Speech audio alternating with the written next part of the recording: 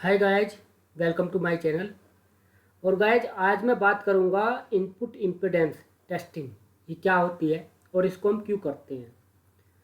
तो गाइज जैसे कि कोई बोर्ड आता है मैन्युफैक्चर से कंपोनेंट माउंट होकर, तो उसकी कुछ टेस्टिंग होती है। जैसे कि पहले तो टेस्टिंग होती है उसकी विजुअल टेस्टिंग, ठीक है। फिर उसकी बोर्ड की डायमेंशन वगैरह भी टेस्टिंग होती है। ऐसी बहुत सारी टेस्टिंग है।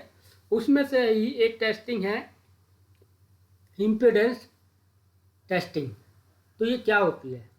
तो इम्पीडेंस टेस्टिंग जो होती है वो सप्लाई की वीसीसी और ग्राउंड के बीच में रेजिस्टेंस इम्पीडेंस की टेस्टिंग होती है। तो आपने देखे होंगे बोर्ड में बहुत सारी सप्लाई होती है, 3.3 वोल्ट, 1.8 वोल्ट, 2.5 वोल्ट, या अगर उसमें डीडीआर लगी हुई है तो डीडीआर की 4 सप्लाई हो जाती है। तो 4 सप्लाई के लिए हमें 4 डीसी डीसी कन्वर्टर एलडीओ वगैरह लगाने होते हैं। तो उनकी जो आउटपुट की जो टेस्टिंग होती है वो इम्पीडेंस टेस्टिंग हम करते हैं। वो शॉर्ट तो नहीं है, वो शॉर्ट नहीं होनी चाहिए, ठीक है। तो यही हम श्योर करने के लिए कि उसका कितना रेजिस्टेंस हो, शॉर्ट तो नहीं है, तो इसलिए हम इम्पीडेंस टेस्टिंग करते हैं। अब इम्पीडेंस टेस्टिंग जो होती है, एक तो इनपुट सप्लाई पे होगी, इनपुट सप्लाई की टेस्टिंग हो गई। मान लीजिए ये मेरी एक पावर सप्लाई है, डीसी डीसी कन्वर्टर लगा है, इसमें 5 वोल्ट जो इनपुट है और ये दूसरी डीसी टू डीसी कन्वर्टर लगा है 3.3 वोल्ट बनाने के लिए, ये 1.8 वोल्ट बनाने के लिए। तो इनमें दोनों में कॉमन 5 वोल्ट सप्लाई है, ठीक है। तो एक इनपुट पे केवल आपको एक ही टेस्टिंग करनी होती है, क्योंकि ट्रैक एक ही है, 5 वोल्ट का ये है, ग्राउंड ये है और ये भी 5 वोल्ट का ट्रैक है। तो कहाँ करनी होती है? जनरली हम कैपेसिटर के अक्रॉस करते हैं। कैसे करते हैं? मल्टीमीटर को हम रेजिस्टेंस की रेंज में सेट करते हैं मैक्सिमम, यानी कि कंटिन्यूटी में नहीं रखते, उसको रेजिस्टेंस की रेंज में रखते हैं। और नेगेटिव लीड उसके ग्राउंड पे रखते हैं सप्लाई के, और पॉजिटिव सप्लाई पे वीसीसी पे रखते हैं। तो वो कुछ इम्पेडेंस बताता है, मतलब रेजिस्टेंस बताता है, वही हमारी इम्पेडेंस होती है। अब वो इम्पेडेंस क्या होता है आपको मैं बता दूं कि मान लीजिए अगर कोई पैरेलल रेजिस्टेंस सर्किट है, अगर आप उसके पैरेलल में रेजिस्टेंस लगाते चले जाओगे, लगाते चले जाओगे, तो उसका रेजिस्टेंस, रिजल्टेंट रेजिस्टेंस है, वो कम होता चला जाएगा। ऐसे ही सर्किट में होता है। सर्किट जितना बड़ा होगा और उसकी अगर एक ही कॉमन सप्लाई है, तो उसकी रेजिस्टेंस कम होगी, इम्पिडेंस कम होगी, क्योंकि सारा जो सर्किट है, कोई भी चिप होगी वो पैरेलल में कनेक्ट होती है सप्लाई के, ठीक है। तो जितनी भी आप चिप ऐड करोगे, जितनी बड़ी चिप होगी, जितना बड़ा सर्किट होगा, उसका उतना ही कम रेजिस्टेंस होता है, ठीक है। तो वो टेस्टिंग करने के लिए हम ये टेस्टिंग करते हैं। एक तो हमारी इनपुट पे होगी कैपेसिटर के अक्रॉस हम इम्पीडेंस चेक करते हैं।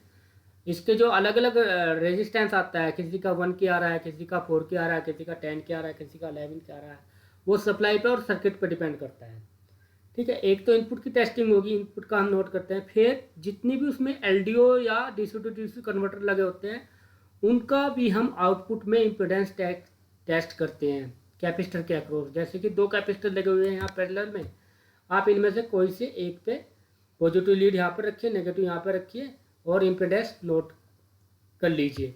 तो वो ऐसे सबकी करनी होती है जितनी भी पावर सप्लाई होती है बोर्ड में। इसका सबसे बड़ा जो हम श्योर करना चाहते हैं वो ये करना चाहते हैं कि पावर सप्लाई शॉर्ट तो नहीं है, तो इसलिए हम इम्पीडेंस टेस्टिंग करते हैं। अब मैं आपको दिखा दूं कि एक मेरे पास रिपोर्ट है इम्पीडेंस टेस्टिंग की, ये ठीक है। उसमें ये इनपुट सप्लाई है 5 वोल्ट केवल एक, और इसमें देखो कितनी सारी सप्लाई है, 1 2 3 4 5 6 7 8 9 10 पावर सप्लाई है, ठीक है। तो मैंने एक तो इनपुट पे की, जैसे कि मैंने आपको बताया कैपेसिटर के अक्रॉस, और फिर इनकी अलग अलग टेस्टिंग की आउटपुट की।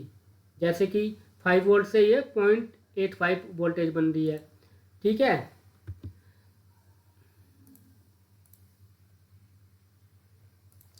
जैसे कि ये 5 वोल्ट से 0.85 बन रही है, 1.8 बन रही है, 1.2 बन रही है, ये सब डीसी टू डीसी कन्वर्टर और एलडीओ के थ्रू बन रही है।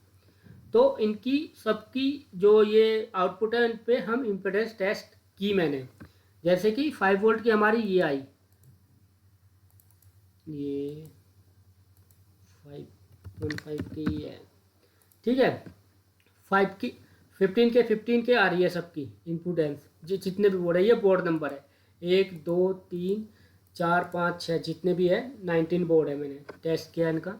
तो 5 वोल्ट पे 15 की आ रही है, ठीक है।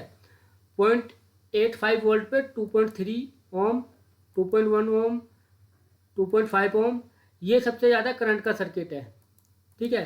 क्योंकि ये मेन सप्लाई है कंट्रोलर की, प्रोसेसर की जो मेन सप्लाई है, इसका रेजिस्टेंस बहुत कम है। इसका जो रेजिस्टेंस आ रहा है इस सप्लाई का, वो सबसे कम आ रहा है, क्योंकि ये सबसे ज़्यादा करंट कंज्यूमिंग सर्किट है, ठीक है। अब बात करते हैं 1.8 वोल्ट की, 2 की आ रही है, 2 की आ रही है, 2.1 की आ रही है, 2.1 की आ रही है, किसी का 2 की आ रहा है, सबका ये मतलब आसपास ही आता है, ठीक है। इतना ज़्यादा डिफरेंस नहीं होगा, जैसे कि इसका 2 के आ गया और फिर 500 ओम आ गया, तो वो मिस्टेक हो जाएगी फिर, ठीक है। 1.2 वोल्ट इसका देखो आप, 4K 4.3 ये सब आ रहा है, 4.5 के आ रहा है, ये आ रहा है। और फिर ये 0.9 वोल्ट की सप्लाई है, इसका रेजिस्टेंस सबसे कम है, इस पर भी सबसे ज़्यादा सर्किट लगा हुआ, सबसे ज़्यादा चिप प्रोसेसर का एक पार्ट, प्रोसेसर का दूसरा पार्ट इसको इस सप्लाई से पावर अप हो रहा है, तो इसका रेजिस्टेंस सबसे कम है, ठीक है। ये इसमें मिस्टेक है। अब ये इसका रेजिस्टेंस 0.9 आ रहा है, 0.9 ओम इस बोर्ड का, ठीक है। तो ये इसका मिस्टेक निकली है, ये गलत निकला है। अब जैसे ही हम पावर अप करेंगे बोर्ड को, तो ये एकदम से जल जाएगा, ब्रंट हो जाएगा। लगभग 0.9 ओम रेजिस्टेंस है, बहुत ही कम रेजिस्टेंस है। बाकी बोर्ड का कितना आ रहा है, किसी का 160 आ रहा है, किसी का 146 आ रहा है, ये ठीक है, ये ठीक है। लेकिन ये जो आ रहा है ये बोर्ड की मिस्टेक है। अब ये इंटरनल माइक्रोचिप की भी प्रॉब्लम हो सकती है, माइक्रो कंट्रोलर की, या ट्रैक शॉर्ट हो सकता है, या कैपेसिटर शॉर्ट हो सकता है, इसको मैं चेक करूँगा। लेकिन ये इतने मैंने बोर्ड टेस्ट करी है, 19 बोर्ड, इतनी सारी इम्पीडेंस टेस्ट करी है सबकी, लेकिन मिस्टेक मुझे एक मिली है, एक बोर्ड में। ये वाली सप्लाई जो है लगभग शॉर्ट है, 0.9 ओम इसका रेजिस्टेंस आ रहा है, तो ये गलत है। अब ये वाली सप्लाई देखो, इसका 2 के आ रहा है, 1 पॉइंट, ऐसे ही आप सबका देख सकते हो, रेजिस्टेंस लगभग सबका सेम ही सा आता है, ज़्यादा इतना डिफरेंस नहीं होता सभी बोर्ड का। अगर किसी बोर्ड में ज़्यादा डिफरेंस आ रहा है, तो वो फिर बोर्ड में मिस्टेक हो सकती है, या तो टैग शॉर्ट, या कंपोनेंट कोई शॉर्ट हो रहा है, या कंट्रोलर या चिप शॉर्ट हो रही है, बस यही हो सकता है। तो आप इस रिपोर्ट को देख सकते हैं, ये अलग अलग बोर्ड की सप्लाई की इम्पीडेंस है, ठीक है। और ये सारी आउटपुट है, और ये केवल एक इनपुट है। तो उम्मीद है आपको पता चल गया होगा कि बोर्ड की इम्पीडेंस क्या होती है, उसको कैसे टेस्ट करते हैं। तो अगर वीडियो अच्छी लगी हो तो वीडियो को लाइक कीजिए, सब्सक्राइब कीजिए और बेल आइकन को प्रेस कीजिए। Thank you.